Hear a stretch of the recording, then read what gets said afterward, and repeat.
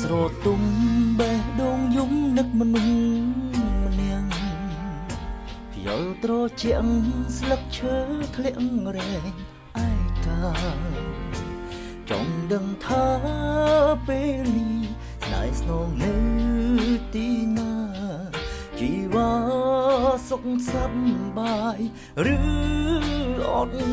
ស្ដាយក្រោយណាស់មិនគួរណាយើងបែកគ្នាស្រឡាញ់គ្នាតែយើងចិត្តខ្លាំងរៀងខ្លួនคงមិនខ្ចីសុំទុំមិនចេះត្រឬលួងយ៉ាងខ្លួនដល់ពេលនេះអស់ហើយ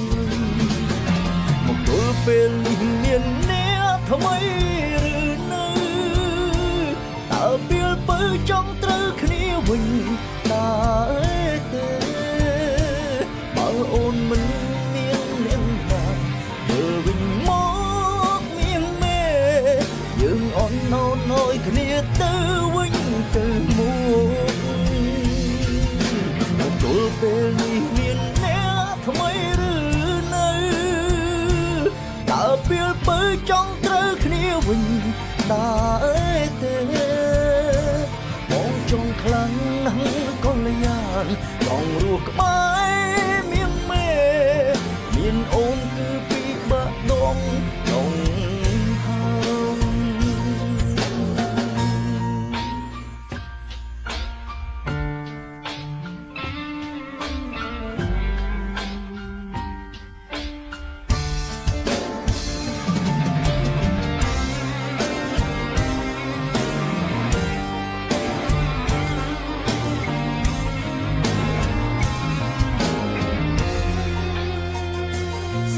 ក្រោយណាស់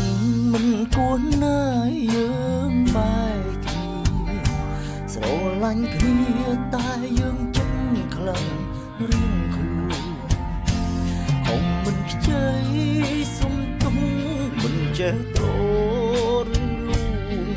យ៉ាងខ្លួនដល់ពេលនេះអស់ហើយមកទល់ពេលនេះមានអ្នកថ្មីតើពេលពើចង់ត្រូវគ្នាវិញតើទេបើអូនមិនមានអ្នកណាវិលវិញមកមានមេយើងអត់អោនអោយគ្នាទៅវិញទៅមកពេលនេះមានអ្នកថ្មីឬនៅតើពេលពើចង់ត្រូវគ្នាវិញតើចង់ខ្លាំងណាស់កុំយ៉ាចង់រស់ក្បែរមានមេមានអូនគឺពីបាក់ដងហើយទល់ពេលនេះមានអ្នកថ្មីឬនៅ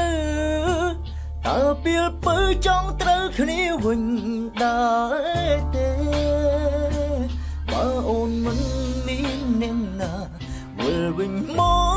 កមានមេយើងអន់អោនអោយគ្នាទៅវិញទៅមក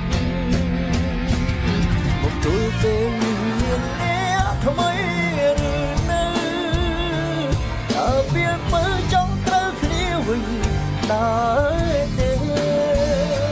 បងចង់ខ្លាំងណាស់កល្យានចង់រស់ក្បែរមានមេមានអូនគឺពីបាក់ដង